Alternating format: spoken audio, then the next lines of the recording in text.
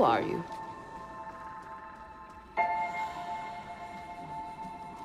I'm no one.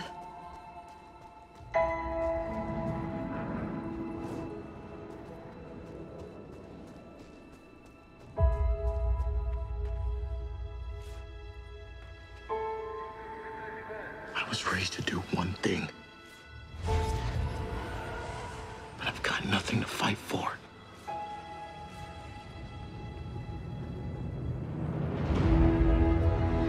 Nothing will stand in our way. I will finish what you started.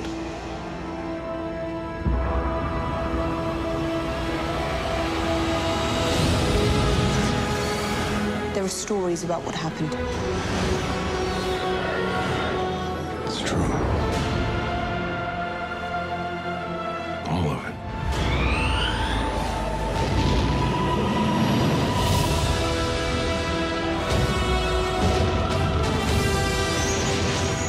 The dark side.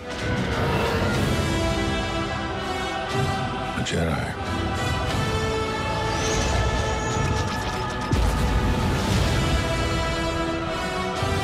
They're real.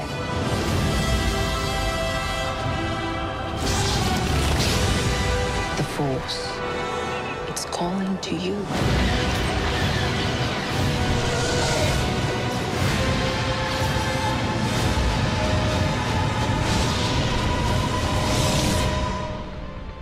Just let it in.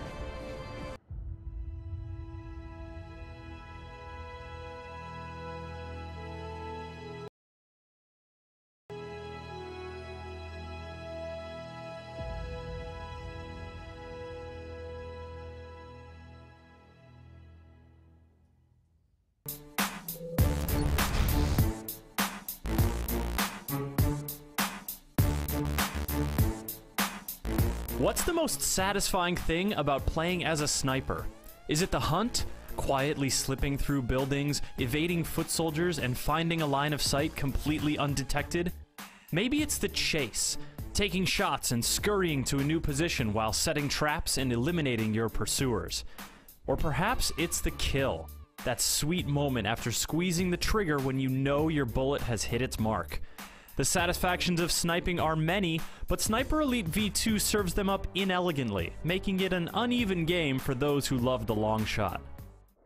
Hitler's war machine, once unstoppable, was now in the retreat. The Allies in the west and Russia in the east were squeezing the tattered remnants of the Reich in a vice-like grip. Germany's last hope lay in their wonder weapons.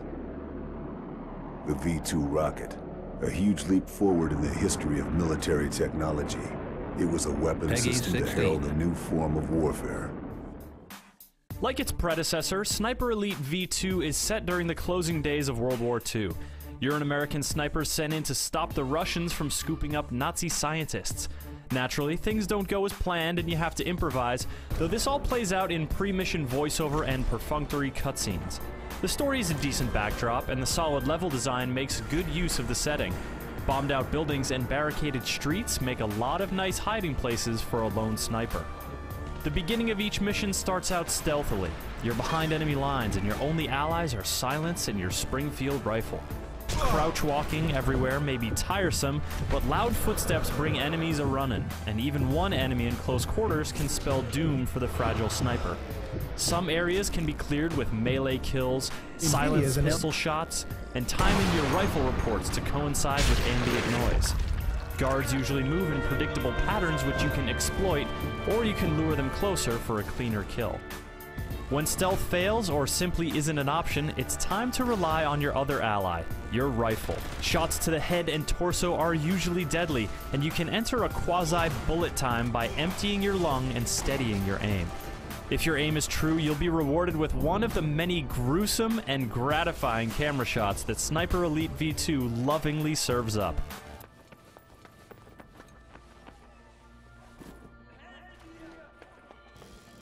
Geforce Now, the gaming version of HBO Now or Netflix. What do you think about it? Drop me a line down below, but first, my opinion. I'm Tarmac, and this is Feature Creep.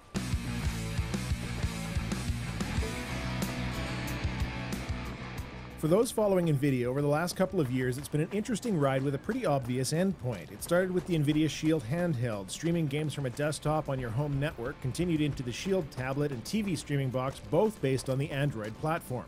With the new console generation, Microsoft and Sony elected to go with AMD graphics instead of NVIDIA. The AMD ATI graphics cards have been lagging behind NVIDIA, so it was a really curious notion that we wouldn't be seeing NVIDIA chips in the new consoles.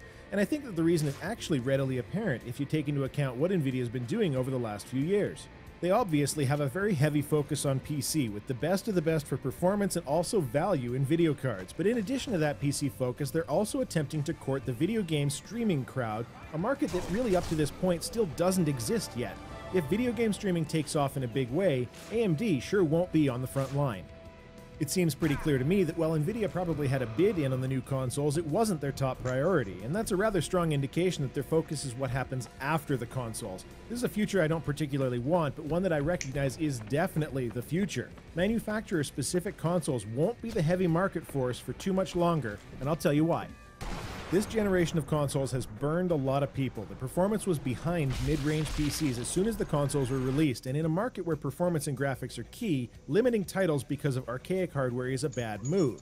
But not everybody has the money or desire to keep up with PC upgrades to actually run their own games. So at some point in the not-too-distant future, the biggest change to gaming will be a Netflix-style system where it doesn't matter how powerful your hardware is, all you need to be able to do is stream HD video. The tricky piece of this puzzle is input latency. It takes time for the signal to go from your controller to the server and back, and even a bit of latency is very obvious to the player because of their role in controlling the game, where latency in a movie or TV show is irrelevant. And as I discussed in a previous episode, one of the biggest hang-ups on latency is the last mile, meaning the connection between your house and the major ISP interchange or backbone connection. However, as time goes on, more and more places are getting wired for fiber, which is slowly turning last mile latency into a thing of the past. If all of the computation is done off-site, then you get the absolute best graphics, best frame rate, best everything, as long as the input latency is low, and you don't have to have anything more than a box under your TV that passes the controller and video signals. No more multiple $1,000 computer, no more 400-plus console with outdated hardware. And NVIDIA is counting on you buying their Shield platform to be this box. The NVIDIA Geforce Now service does all of that for you with a meager $7.99 a month, much like Netflix. You get 1080p 60 frames per second all the time, every time on a 50 megabit connection. Granted, assuming you have the right router running on the 5 gigahertz band. 720p 60 on a 20 megabit connection. You get over 50 games that you can play as part of your subscription, but some new release ones need to be purchased on the platform at full price nonetheless, despite the fact that it's a rental otherwise. And you know, I thought about signing up. I have a pretty beastly computer, but figured it would be nice to try it out until I found out that it is exclusive to the NVIDIA Shield platform. This means that I need to buy another piece of hardware, less powerful and useful than my own, just to sign up for this streaming service. My main computer even runs on NVIDIA graphics, and yet they're still intent on pushing the Shield platform exclusivity. And at that, I realized what NVIDIA is doing. The Geforce Now streaming service is here precisely to expand the user base of the Shield platform. This is intended as a living room domination move. They can't let anybody who already has a computer on it, like you can with Netflix, because then those people don't need to buy a Shield. And honestly, I'm not all that impressed as a result. I played with the Shield tablet at BlizzCon last year, and what's kind of neat, there's no magic here in my view. It will be interesting over the next little while to see how this service does. I suspect that much like the initial flop of the Shield handheld, they will open up the streaming service to all computers running NVIDIA hardware at some point. Who knows, maybe they'll even start approaching TV manufacturers to have them include the Tegra chip in new market TVs, making the TV into a Shield device. This honestly feels like too much of a power play, positioning their device against already entrenched hardware. And I honestly don't think that NVIDIA has enough brand recognition among gamers who aren't enthusiasts to pull it off. Of course, then there's also the rather major issues of never owning video games, but that's neither here nor there. So, what do you think about not just game streaming and game rental online, but also this kind of platform exclusivity? Phil Spencer over at Microsoft said that the console fanboy wars were distasteful recently, but given how much of a hand Microsoft had in creating that war, I can't give him much credit for his thought, despite my agreeing with the general sentiment that platform battles are nonsense. Feature Creep is a regular show every week, so if you enjoy these, please subscribe and share them anywhere you want. That's all I have to say. Tarmac out.